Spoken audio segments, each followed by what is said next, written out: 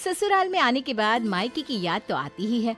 ये तो हर लड़की के साथ होता है, आपके साथ भी होता होगा।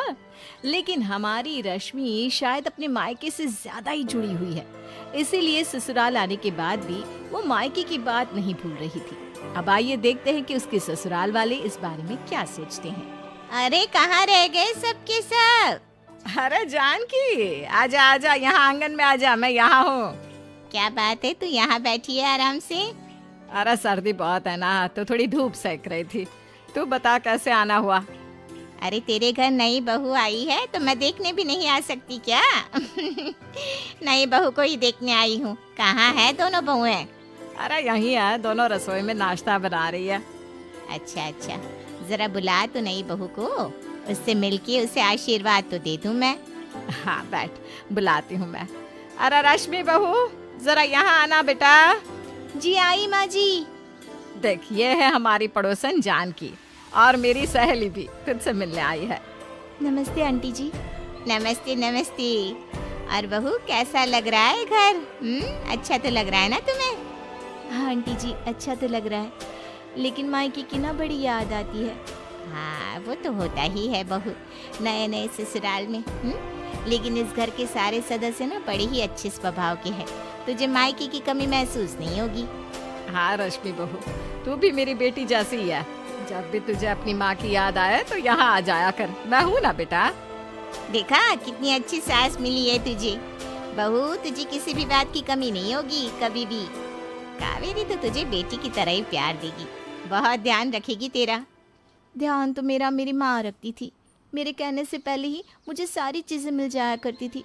मेरी आंखों में कभी भी आंसू नहीं आने देती थी। अरे बहू, ऐसे उदास नहीं होते। एक काम कर, ये ले पैसे और जा थोड़ी देर मार्केट घुमा। थोड़ी शॉपिंग करेगी तो तेरा मन भी बहल जाएगा। जा, ये ले बेटा। देखा कितना प्यार करती है तुझसे तेरी सास। कितने पैसे दे दिए तुझे ऐसे ही। हाँ, मेरी माँ भी ना बिल्कुल ऐसा ही करती थी। वो तो मेरे हाथों में इतने पैसे रख देती थी कि मैं पूरा महीना शॉपिंग करके आ जाऊँ। खैर, अब मायके वाले तो मायके वाले ही होते हैं। माँ जी, मैं मार्केट होकर आती हूँ। हाँ ठीक है बेटा। अरे कावेरी, ये तेरी छोटी बहू तो मायका मायका कर रही है। इतना अच्छा है क्या इसका मायका? होगा, अब मुझे क्या पता। वैसे भी हर लड़की को शुरुआत में ऐसा ही लगता है। ठीक हो जाएगी थोड़े वक्त में। हाँ ये भी सही है। इसे तो अब ससुराल में भी मायके का ही स्वाद आ रहा है। खैर ठीक है, अब मैं चलती हूँ। रश्मि एक बात में नहीं, पर हर बात में अपने मायके वालों को याद करती और उनकी बड़ाई करती रहती थी, और अपने ससुराल वालों को अपने मायके वालों से कंपेयर करती रहती। आ जाओ सब जल्दी से टेबल पर। अरे ऐसा तो क्या बनाया है जो पूरे घर में इसकी खुशबू आ रही है? आज मैंने चाइनीज खाना बनाया है, रश्मि को पसंद है ना? अरे वाह रश्मि, देखा भाभी तुम्हारा कितना ख्याल रखती है। थैंक यू भाभी। अरे थैंक यू बाद में कहना, पहले खाना खाकर तो देखो।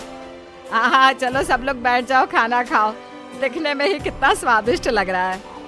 हाँ, खुशबू से तो ऐसा ही लग रहा है। अच्छा रश्मि, ये बताओ तुम्हें पसंद आया ना? अच्छा है, लेकिन भैया की पत्नी यानी मेरी भाभी ना मेरे लिए ऐसा ही बनाती थी। वो ना ज्यादा स्वादिष्ट लगता था। पता नहीं वो कौन सा मसाला डालती थी, इतना स्वाद लगता था। ये भी अच्छा है, लेकिन उनका कोई जवाब नहीं। अरे मुझे तो ये सारा खाना बड़ा स्वाद लगा। हाँ, मैंने तो इतना अच्छा चाइनीज बाहर कभी खाया ही नहीं। मेरी भाभी इससे भी ज्यादा अच्छा खाना बनाती है। पता नहीं मेरे लिए कौन कौन सी डिशेस बनाती है, और वो सब इतनी स्वादिष्ट होती है कि क्या बताऊं। अच्छा, लगता है मिलना पड़ेगा तुम्हारी भाभी से। ऐसा तो क्या डालती है जो तुम इतनी तारीफ कर रही हो? हाँ, अब रश्मि बहू इतनी तारीफ कर रही है तो कुछ तो होगा ही। हाँ, मेरी भाभी बहुत ही ज्यादा अच्छी कुक है सच में। ठीक है, चलो कभी उनके हाथ का भी खाना खा लेंगे। अब ये खाते हैं, कहीं खाना ठंडा ना हो जाए। रश्मि की आदत जाने का नाम ही नहीं ले रही थी। उसे हर बात में अपने मायके वालों की याद आने लगती और वो उनकी तारीफों के पुल बांधने लगती। अरे रवि, क्या लाया है? अरे मैं आज ऑफिस से आ रहा था तो पास ही में एक सूट की नई दुकान खुली थी। सोचा भाभी और रश्मि के लिए ले लेता हूँ। देखिए ना, आपके लिए एक साड़ी भी लाया हूँ। बताइए कैसी लग रही है? अरे वाह रवि, ये साड़ी तो बहुत सुंदर है और सूट भी बहुत सुंदर है। देविया, रश्मि, जरा यहाँ आना। देखो रवि तुम दोनों के लिए क्या लाया है। दिव्या भाभी ये आपके लिए और रश्मि ये तुम्हारे लिए। अच्छा है ना? दुकान का सबसे सुंदर सूट कहा था मैंने दुकानदार को देने के लिए। रवि ये सूट सच में बहुत अच्छा है, मुझे तो बहुत पसंद आया और रंग भी बहुत अच्छे हैं। हाँ मैंने बहुत ध्यान से आप दोनों के लिए पसंद किए हैं सूट। रश्मि तुम्हें कैसा लगा? पसंद तो आया ना? हाँ सूट बहुत अच्छा है, लेकिन आपको पता है मेरे पापा बाजार से चुन चुन के मेरे लिए सूट लाया करते थे। आपको क्या बताऊं, क्या रंग होते थे इनके, क्या सूट की डिजाइन, इतना सुंदर सूट कि मैं देखकर ही खुश हो जाया करती थी। इससे भी सुंदर सूट ले आते थे तुम्हारे पिताजी? हाँ सच में माँ जी, बहुत ही सुंदर सूट ले आते। और उनको पता है ना मुझे किस तरह के सूट पसंद है। ये भी अच्छा है, पर मेरे पिताजी जो लेकर आते थे ना, उनकी बात ही कुछ निराली है। ठीक है भाई, कभी ससुर जी से भी पूछ लेंगे कि ऐसा तो क्या लेकर आते थे आप हमारी मेम साहब के लिए जो इतनी तारीफ करती है आपकी। ऐसी कोई चीज नहीं थी जो रश्मि को अपने मायके वालों के बारे में ना कही हो। अब तो उसकी ससुराल वालों को भी रश्मि के मायके वालों से मिलने की जैसे इच्छा हो गई थी। मैं ये कह रही थी कल हमारे घर में पूजा है, तो तुम अपने मायके वालों को भी न्योता दे दो आने का। वो भी कभी हमारे घर आए नहीं शादी के बाद, हम भी उनसे मिल लेंगे। दिव्या बहू के मायके वाले तो बाहर घूमने गए हैं, इसलिए आ नहीं सकते, वरना वो भी आ जाते। ठीक है माँ जी, मैं उन्हें न्योता दे देती हूँ। हाँ पूजा के बाद वो हमारे साथ खाना भी खा लेंगे। हाँ मैं उनके लिए कुछ अच्छा सा बना लूंगी, फिर साथ में खाएंगे सब लोग। जी ठीक है, मैं उन्हें न्योता दे देती हूँ कल आने का। रश्मि ने अपने मायके वालों को अपने ससुराल में आने का न्योता दे दिया और रश्मि के ससुराल वाले उसके मायके वालों के आने की तैयारी में लग गए। अरे दिव्या बहू, खाना बना दिया है ना?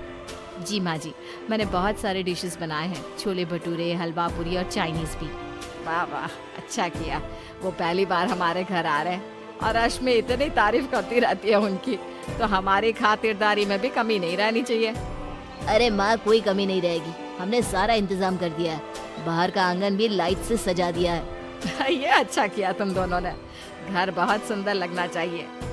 हाँ मैंने फूल भी मंगवा दिए हैं ताजे ताजे, जिससे घर में चारों तरफ खुशबू रहे। माँ बिल्कुल चिंता मत कीजिए, हमने सारा इंतजाम कर दिया है, उन्हें किसी भी बात की कोई तकलीफ नहीं होगी। रश्मि के ससुराल वालों ने उसके मायके वालों के लिए अच्छे से अच्छा इंतजाम किया था और जब रश्मि के मायके वाले उसके ससुराल पहुंचे तो उनकी आंखें तो जैसे फटी की फटी रह गई। चलो माँ अंदर, यहाँ क्या कर रही हो? सब अंदर तुम्हारी राह देख रहे हैं। क्या हुआ बहन जी, कुछ कमी है क्या? अरे कमी? आपका घर तो स्वर्ग जैसा लग रहा है बहन जी, मैंने तो आज तक इतना सुंदर घर कहीं नहीं देखा, सच में। अरे माँ चलो ना अब अंदर। हाँ हाँ आइए आइए, अंदर आइए। वाह क्या घर है सच में। रश्मि तू कितनी भाग्यशाली है कि तुझे ऐसा ससुराल मिला है। वहाँ अपने मायके में तो एक कमरे के लिए रोती रहती थी ये। अरे क्या पिताजी, आप भी मजाक कर रहे हैं? अरे मजाक नहीं कर रहा हूँ मैं, अपने मायके में तो हमेशा शिकायत करती रहती थी, पिताजी मुझे मेरा कमरा चाहिए, ऐसा सूट चाहिए, अब तो बेकार रंग के सूट ले आते हैं।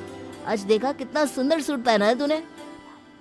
हाँ पर फिर भी पिताजी, रश्मि को तो आपके लाए हुए सूट पसंद आते हैं। क्यों रश्मि, है ना? ऐसा कुछ नहीं है। और ये खाना, मैंने तो आज तक अपनी जिंदगी में ऐसा खाना नहीं खाया। सच में दिव्या जी, आपने तो कमाल ही कर दिया। मैं ना दाल चावल भी ठीक से नहीं बना पाती। अरे क्या भाभी, आप भी ऐसे मजाक कर रही हैं? हाँ रश्मि को तो आपके हाथों का खाना बहुत पसंद है, सच में। अरे अपने मायके में तो सारा दिन बाहर का खाना खाती रहती थी ये, मेरे हाथ का ना इसे कभी कुछ नहीं भाता था। अरे आज तो इन सब ने मेरी बैंड ही बजा दी। यहाँ तो मेरी बेटी राजकुमारी बन के रहती है, मैं तो बहुत खुश हूँ ये सब देखकर। रश्मि और उसके मायके वालों ने अच्छे से खाना खाया और अपने घर जाने के लिए निकलने लगे। रश्मि ये तेरे लिए शगुन बेटा। हाँ मुझे पता था। देखा माँ जी, मेरे पिताजी ना कभी भी मुझे शगुन के बिना नहीं भेजते। अपना ध्यान रखना और इस शगुन से कुछ न कुछ अपने लिए ले लेना। जी पिताजी। मेरे पिताजी भी ना इतना सारा शगुन देकर चले गए। इतना सारा शगुन? माँ पूरे 101 का शगुन दिया है मेरे ससुर जी ने। 101। रश्मि बहू, इससे अपने लिए बाजार से कुछ अच्छी चीज ले लेना, ठीक है? अब शायद रश्मि को ससुराल में मायके का स्वाद अच्छे से आ चुका है, क्यों है ना रश्मि? जी जी।